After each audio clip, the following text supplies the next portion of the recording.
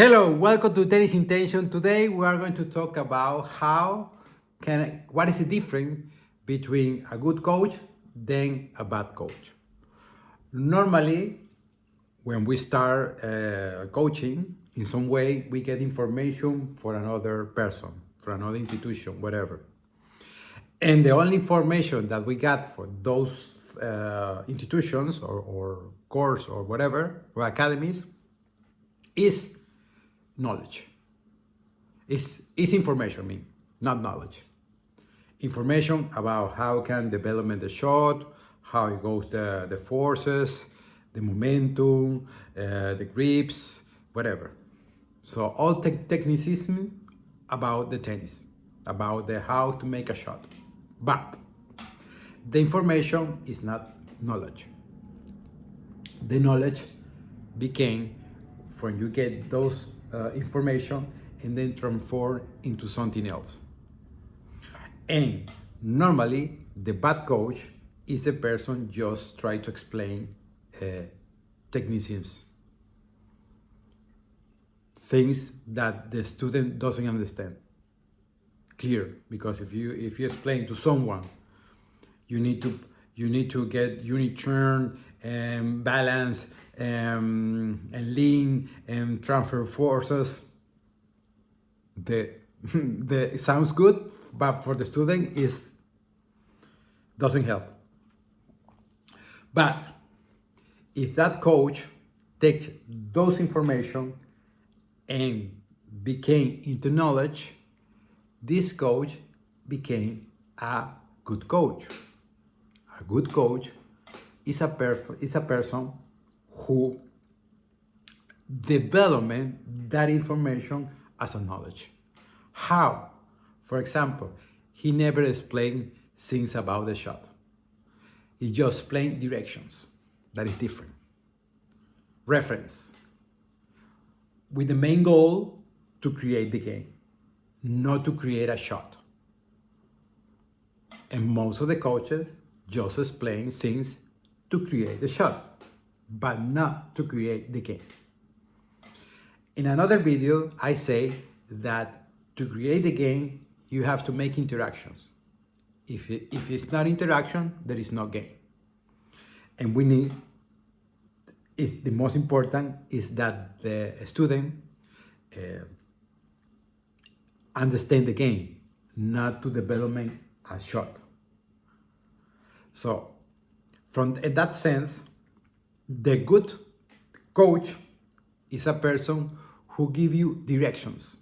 For example, they give you some little tips that help not to develop the shot, to develop the game, to develop that interaction. For example, if a good coach says, okay, let's try to hit the forehand. For example, let's try the forehand. And then he start making analysis about the shot. So for the student, this is totally for him is empty. This information doesn't work. But if you say the only thing that with your shoulder side, try to pass me the ball. Try to pass me the ball. And then this is more simple. And it's more close, this direction is more close to create the game than create a shot. But when you create the game, then you are create a shot. But based on the game, not basing on one shot. If you say, okay, show me the shoulder to the net and just drive the ball, just give me the ball. I'm here, give me the ball. And then from that, this ball is going to pass the net. And when the ball passes the net, you make interaction. And now it's the first sign that the player is playing in some way. So the bad coach give you analysis about the shot that doesn't make sense for the students. It sounds like a weird and intelligent and I don't know, you have the knowledge, because this is what the coach wants. But the good coach is a person that with just simple things, do the same and better, because he do the same for create the game, not for create a shot. So the bad coach just try to develop a shot, and the good coach try to develop the game. This is in some way a big difference. So when we say to the students a lot of things for development just a shot, doesn't make sense. But the good coach is a coach that just try and has the ability to create this game, right? Actually, if you see Carlos Alcaraz now is winning Australian Open, now is winning Doha, is winning, and is going to win a lot of tournaments. The question is, does Carlos Alcaraz need Juan Carlos Ferrero? No. Does Carlos Alcaraz need a new coach? No. Does Carlos Alcaraz need his brother? No. If you put everyone away, Carlos Alcaraz is going to still winning a tournament. Why? Because he knows how to create the game. He knows that he needs to get into the game, and he has the ability to do it. And the other players just are focused on one thing, on how to develop the shot, the direction, the intention, the strategy. And Carlos Alcaraz just play, because we have the ability to play. So a student has the ability to play. You don't have to say how to hit the ball. So as you talk less in your lessons, it's better, because the player can get the experience of playing. If you give your preference, you help to that. But if you are always talking about the technique, about the reasons and the objective, and then the student disappear. He goes outside of the court when the class is finished. He is like, okay, I don't know what happened.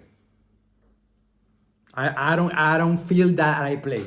But if you get direction when the lesson is end, he's going to feel, okay, I play. And that's the sensation that you have to looking for, not an explanation about how to hit a shot. So the bad coach is a person who wants to develop a shot.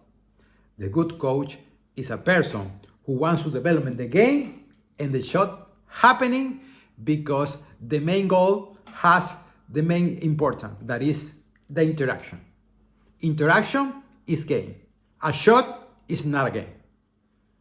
So that's why one of the reasons that when you are training and when you're playing are different, because you know how to hit the ball, but in the game, you don't know how to develop the game.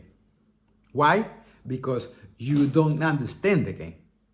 You don't understand that the other one is important to you. The game is interaction. You don't understand. You think that the game is a individual sport, and everything happens on you.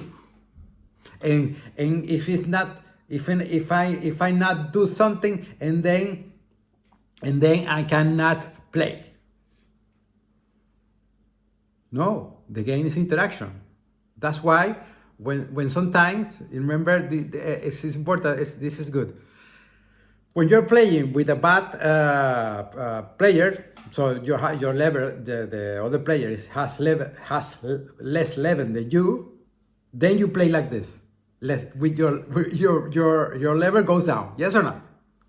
And when the player is better than you, then your level goes up. Why? Why? Because the interaction gives you that level. Because you are playing. And when you are playing, it's impossible to get forces too far from the other one. That's the reason. So stop with try to figure out a shot, and try to help to the student to develop the game. That is simple. That is an interaction. If that interaction happens, then the student is learning how to play. I hope this video helped you, and see you next time. Bye.